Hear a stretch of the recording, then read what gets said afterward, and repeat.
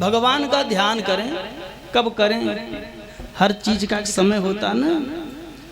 रात को 3 बजे से 6 बजे तक, माने वो प्रातः काल का जो पहला बेला है जिसको ब्रह्म मुहूर्त कहते हैं, 3 बजे से 6 बजे तक का जो समय है वो समय ध्यान का है।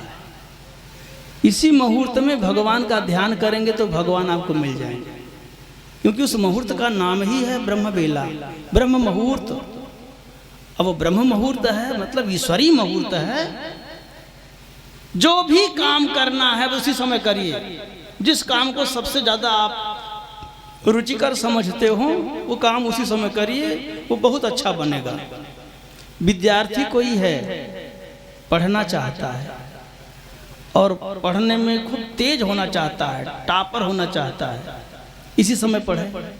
3 बजे से 6 बजे तक पढ़े, निश्चित टॉप कर जाएगा। जो पढ़ेगा याद हो जाएगा, सदा याद रहेगा। अगर कोई गृहस्थ आदमी है ना, गृहस्थी का काम करना है, सबसे कठिन कठिन काम इसी समय किए जाते हैं। अरहर काटना है, बांका उठाइए, चांदनी रात रहे 3 बजे उठ जाइए, अब पहुंच जाइए खेत में। दिन भर में जितना काम नहीं करेंगे वो 6 बजे तक उतना काम हो जाएगा।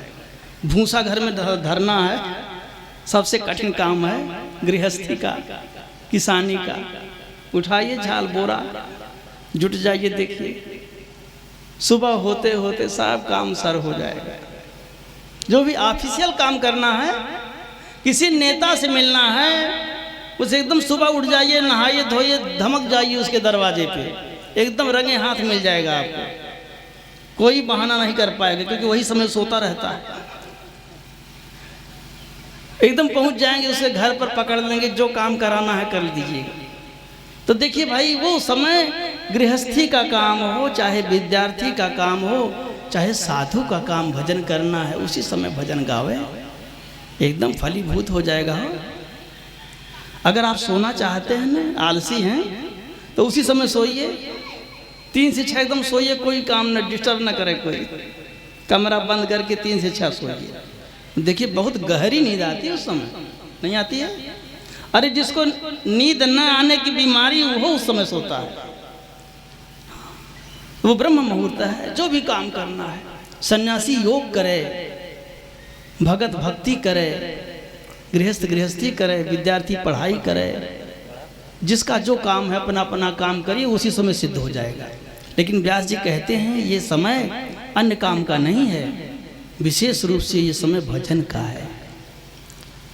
आपको नहाने का मन नहीं है, जरूरी नहीं नहाई डालिए, आप खटिया पर पड़े पड़े भगवान का भजन गाइए उसी समय ना।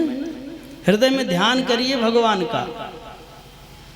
कनक भवन के आंगन में ठाकुर जी खेल रहे हैं और हम भगवान को देख रहे हैं।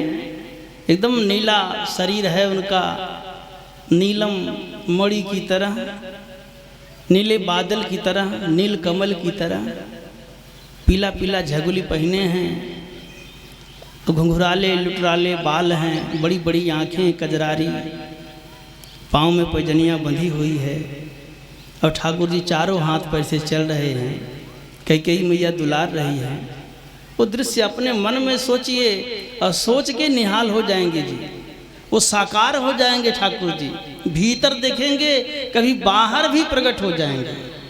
गुनगुनाइए रजाई के नीचे से, तेरी मधुर मधुर मुस्कनिया पे, तेरी मधुर मधुर मुस्कनिया पे बलिहार